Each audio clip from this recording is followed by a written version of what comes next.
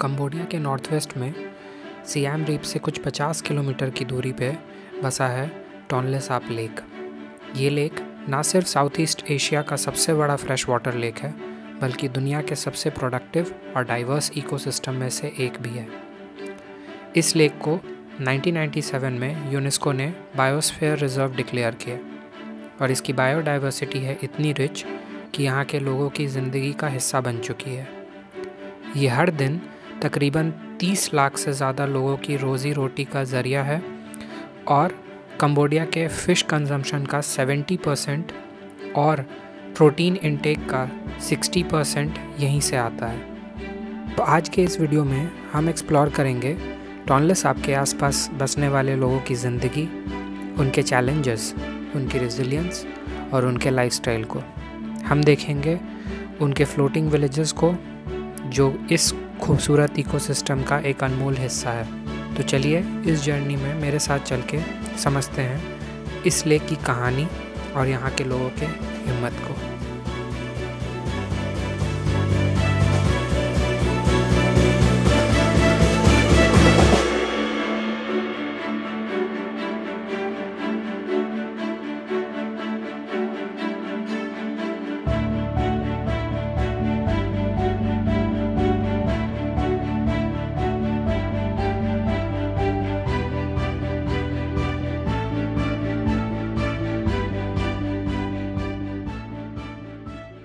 बड़ा ही गजब का जुगाड़ है। सामने वो बाइक है जो थाईलैंड में भी काफ़ी ज़्यादा चलाई जाती है। उसको कनेक्ट कर दिया इससे एंड टुक बना दिया है इसका। पता नहीं क्या बोलते हैं इसको, बट इंटरेस्टिंग कॉन्सेप्ट है ये। पेट्रोल यहाँ पे काफ़ी सस्ता है, अराउंड 75-80 रुपीज़ के आसपास है।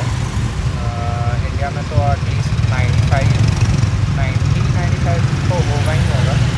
किसी स्टेट में तो मतलब महाराष्ट्र में तो 105 रुपीज़ के आसपास है। डीजल भी कंपैरेटिवली यहाँ पे सस्ता है। Hello everyone and welcome back to the channel. अभी हम जा रहे हैं कंपंग ब्लॉक फ्लोटिंग विलेज। यहाँ पे दो बहुत ही प्रोमिनेंट रिवर हैं कंबोडिया के अंदर, एक है मीकोंग और एक है Tonle Sap. Tonle Sap I guess lake भी है, बट वो सारी डिटेल्स मैं आपको वहाँ पहुँच के एक्सप्लेन करूँगा। ये टूर मैंने बुक किया था ग्रुप से 2 दिन पहले। अप्रॉक्सीमेटली $15-16 के आसपास का प्राइस पड़ा था। मेरे पास कुछ क्लुक के क्रेडिट्स भी थे। अगर आपने क्लुक में लॉगिन नहीं किया है तो मैं नीचे एक लिंक मेंशन कर दूँगा, आप उसको यूज़ करके लॉगिन कर सकते हैं। आपको अप्रॉक्सीमेटली 400 रुपीज़ शायद लॉगिन क्रेडिट मिलेगी।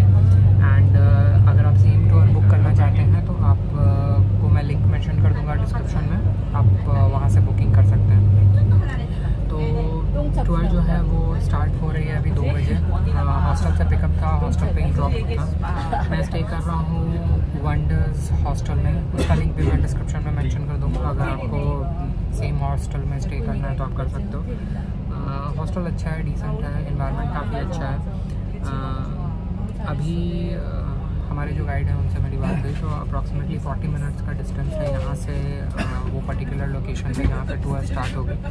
उसके बाद लगभग 4-5 घंटे का टूर होता है, जिसमें हम विलेज देखेंगे और भी बहुत सारी चीज़ें हैं, वो सारा कुछ एक्सप्लोर करेंगे। इससे जुड़ी जो भी डिटेल्स है, बहुत सिग्निफिकेंट रिवर है ये, बिकॉज यहाँ की इकोनॉमी पे अप्रॉक्सीमेटली 80% जो लोग हैं वो डिपेंड करते हैं। 80 से ज़्यादा ही होंगे। फ़िशिंग एंड टूरिज़म एंड बाकी सारी एक्टिविटीज़ को अगर आप कंसिडर करो तो अप्रॉक्सीमेटली 80+% जो है वो डिपेंड करता है उस एक पर्टिकुलर रिवर पे एंड जो लेक्स हैं उस पे।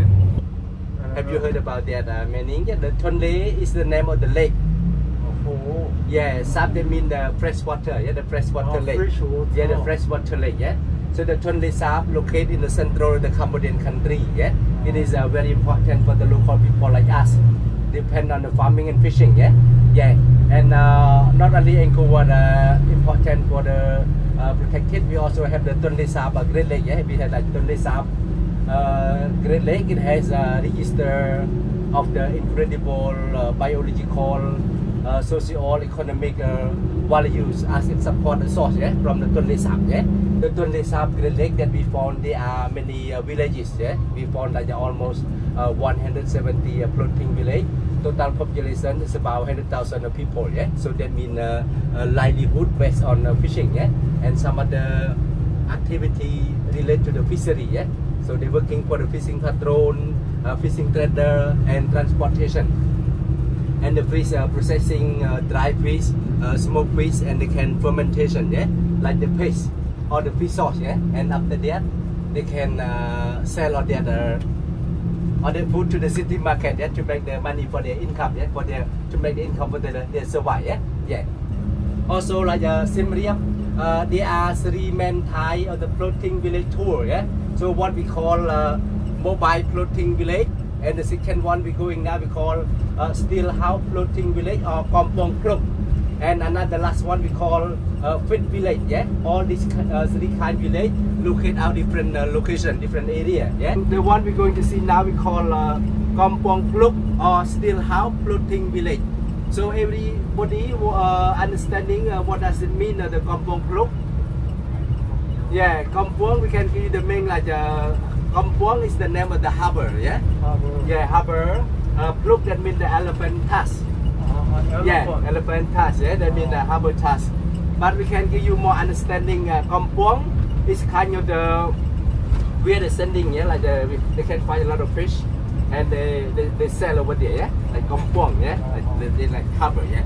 And also the second name has started like Still House Floating Village.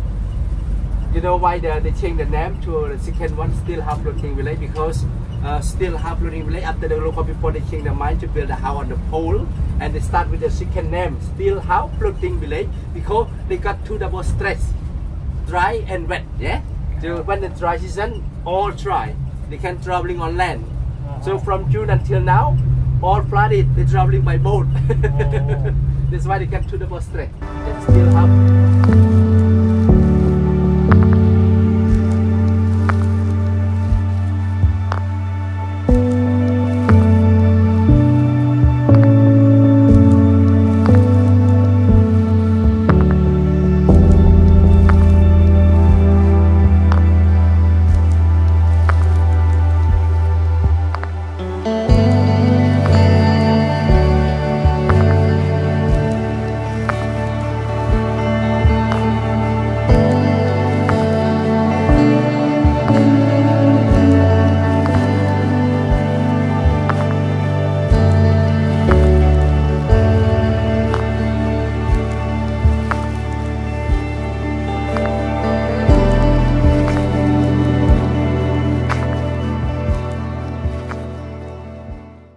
Okay, तो मेरे पीछे जो आप देख पा रहे हो ये है सियाम रिवर। सियाम रीप से लगभग 60-65 किलोमीटर के डिस्टेंस पे एक हिल है आई गेस, वहाँ से फ़्लो होते हुए यहाँ आती है और आगे जाके टोनले साप में मिल जाती है। टोनले साप रिवर बेसिन जो है वो अपने आप में एक पूरा का पूरा इकोसिस्टम है, उसका एक अपना खुद का कल्चरल सिग्निफिकेंस है, डाइवर्सिटी है फिशिंग में, बर्ड्स में एंड आसपास के एरिया में काफ़ी ज़्यादा कल्टीवेशन होता है। तो उन सारी चीज़ों को देखते हुए इस पर्टिकुलर लोकेशन में इसका सिग्निफिकेंस काफ़ी ज़्यादा है। तो एक और चीज़ मैं आपको बता दूं, टोनले साप जो है वो एक लेक था पहले एंड अभी वो एक रिवर बन चुका है एंड इवेंचुअली वो मेकोंग रिवर का एक ट्रिब्यूटरी है। अब ये एक रिवर्सेबल रिवर है, रिवर्सेबल एज इन मैं आपको बताऊंगा। टोनले साप और मेकोंग जो है ये रिवर्सेबल रिवर की तरह बिहेव करता है डिपेंडिंग अपॉन कब कौन से रिवर का हाइट जो है वो ज़्यादा है। तो ड्राई सीज़न में और वेट सीज़न में दोनों में से कोई एक रिवर जो होता है उसका हाइट जो है वो इंक्रीज़ या डिक्रीज़ होता है, उसके अकॉर्डिंग फ़्लो जो है वो डिसाइड होता है कि कौन सा जो रिवर है वो किस डायरेक्शन में फ़्लो करेगा। ये सारा कुछ मैं आपको बहुत अच्छे तरीके से एक्सप्लेन कर पाऊँगा जब हम पेनोम पेन पहुँचेंगे, बिकॉज़ वहाँ पे दोनों ही रिवर दिखती है, तो वहाँ पे ये बात एक्सप्लेन कर पाना थोड़ा सा ज़्यादा कंपैरेटिवली ईजी होगा। ये जो है, ये जो रिवर है ये वर्ल्ड में 19th largest fresh water lake है and I guess South East Asia में सबसे बड़ा, सबसे लार्जेस्ट फ्रेश वाटर लेक है। अगर आप टोनले साप रिवर की बात करो तो टोनले साप रिवर लगभग उतना लंबा नहीं है, अराउंड 120 किलोमीटर्स के आसपास का उसका लेंथ होगा एंड अल्टीमेटली वो मीकोंग रिवर में जाके मिल जाता है।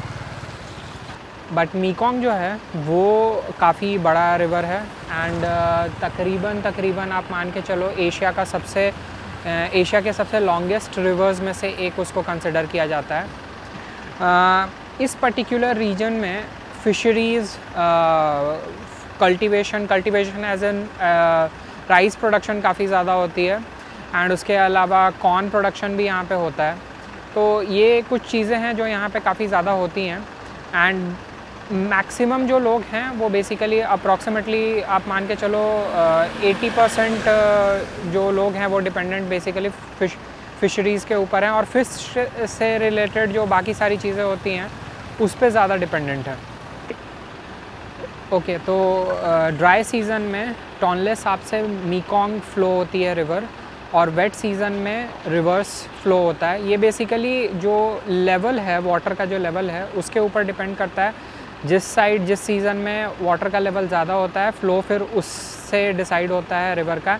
एंड इसी फिनोमेना के वजह से इस पर्टिकुलर सिस्टम को या इस पर्टिकुलर रिवर को रिवर्सिबल रिवर कंसिडर किया जाता है। और ये एक बहुत ही यूनिक प्रॉपर्टी है, फिनोमेना है जो आपको बहुत ही कम देखने को मिलेगा कि एक ही रिवर जो है वो दोनों ही डायरेक्शन में फ़्लो हो रहा है depending upon the season. And मीकोंग river से रिलेटेड अगर मैं आपको बात बताऊं तो मीकोंग रिवर हिमालय से स्टार्ट होता है, चाइना से होते हुए साउथ ईस्ट एशियन कंट्री काफ़ी सारी हैं जिसमें उसके ट्रिब्यूटरीज़ भी वैसे फ़्लो होते हैं एंड उन सब से होते हुए ये बेसिकली जाता है एंड साउथ चाइना सी में फाइनली एंड हो जाता है। तो टिकट्स वगैरह जो टूर गाइड हैं वो खुद से अरेंज कर रहे हैं एंड उसके बाद हम चलेंगे एंड एक्सप्लोर करेंगे लोकेशन को एंड जैसा भी मेरा एक्सपीरियंस होगा मैं वो सारा कुछ आपसे शेयर करते जाऊंगा। जो इन्फॉर्मेशन मुझे मिलेगा वो भी मैं आपसे शेयर करते जाऊंगा।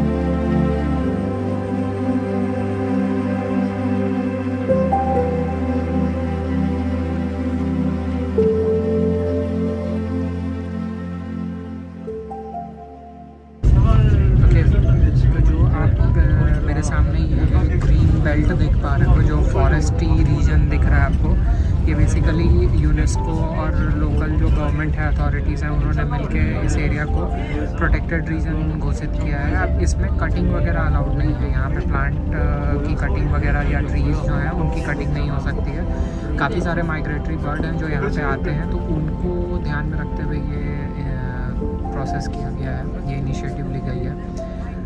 तो अभी एक और चीज़ आपको बता दूं कि ये जो पर्टिकुलर वाटर सेक्शन आप देख पा रहे हो, जो वाटर बॉडी आप देख पा रहे हो, ये ड्राई सीज़न में लगभग 3 टाइम्स कम हो जाता है। अभी 3 टाइम्स ज़्यादा एरिया है, वाटर का जो लेवल है वो भी ज़्यादा है। तो अभी चलते हैं, ये हमारे सामने बोट है, चलते हैं एक्सप्लोर करते हैं इस एरिया को और इसकी बायोडाइवर्सिटी को।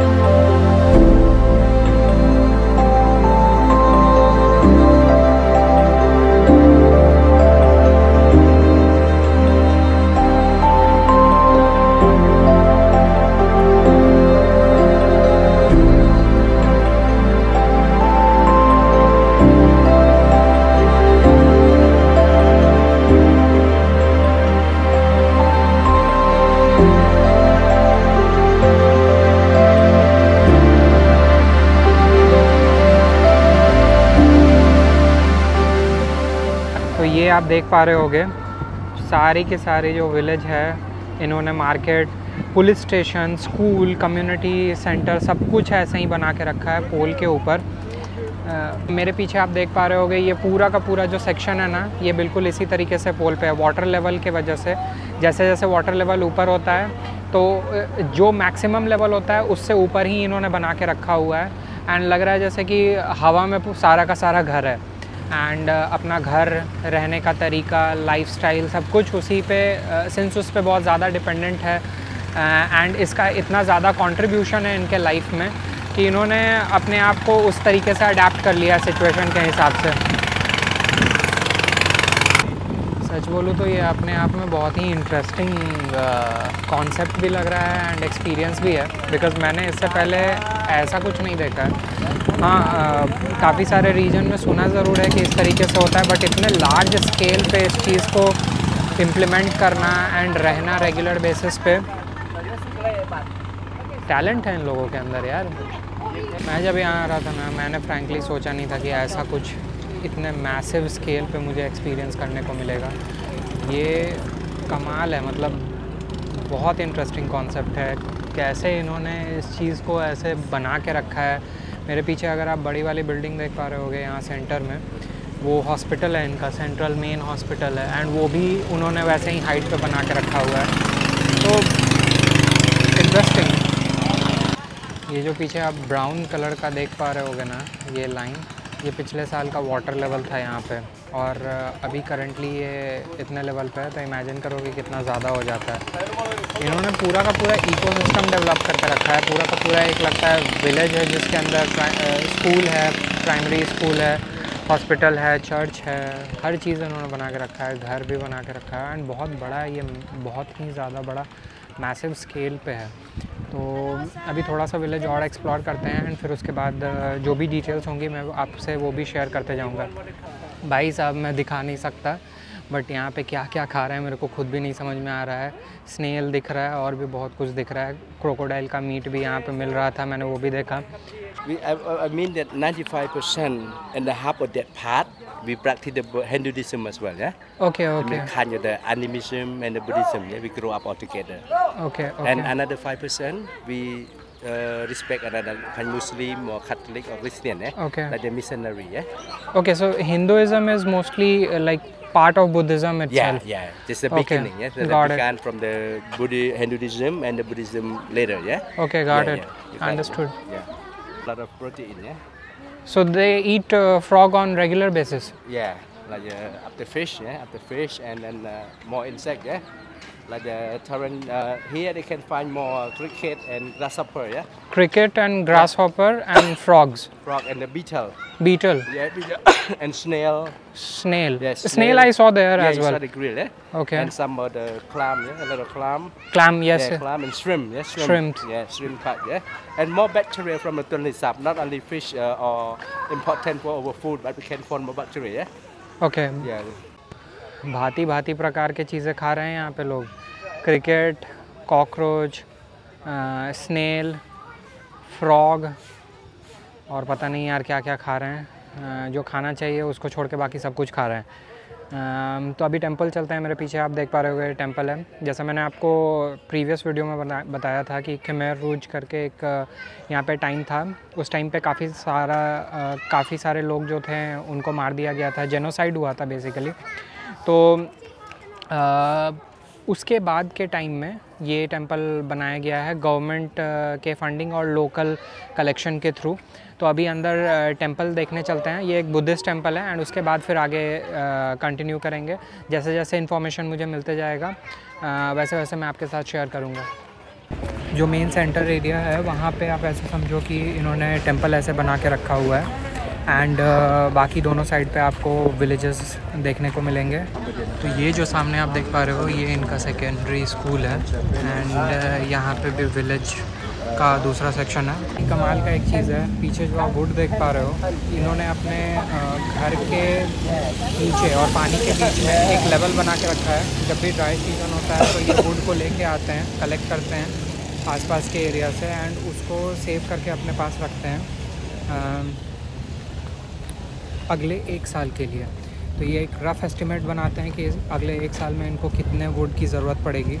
पीछे एक वाटर स्टेशन था, जो लोग अपना खुद का प्योरीफिकेशन प्लांट या प्योरीफिकेशन पानी प्योरीफाई करने के लिए बेसिकली अगर उनके पास खुद का सिस्टम नहीं है तो वो यहाँ से आके काफ़ी अफोर्डेबल रेट पे पानी ले सकते हैं।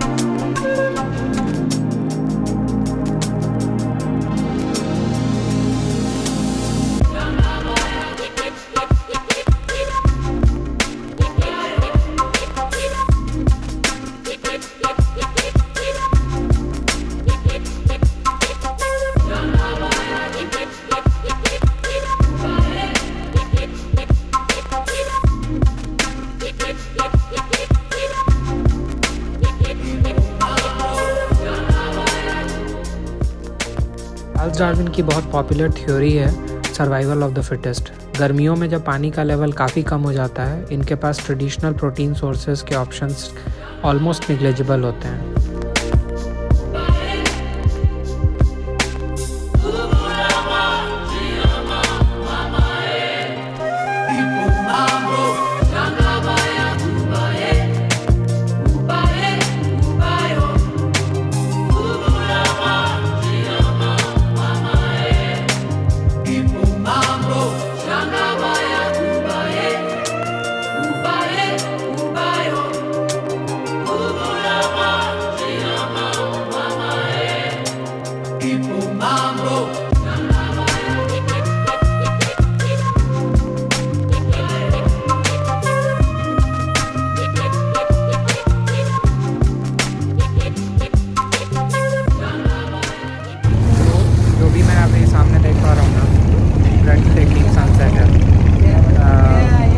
मैं आपको दिखाता हूँ कैसा है।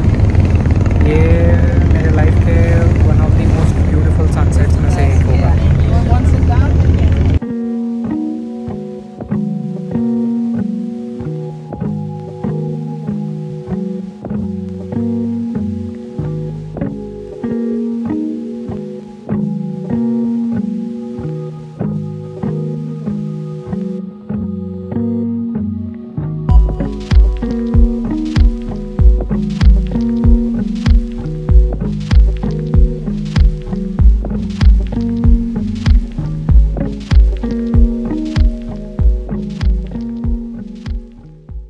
अगर आपको ये डे टूर मेरा पसंद आया है तो please consider giving it a like and subscribe करें मेरे चैनल को, बिकॉज़ ये आपके लिए फ्री है बट ये मुझे बहुत ज़्यादा सपोर्ट करेगा इस तरह के कंटेंट्स को आगे क्रिएट करने में।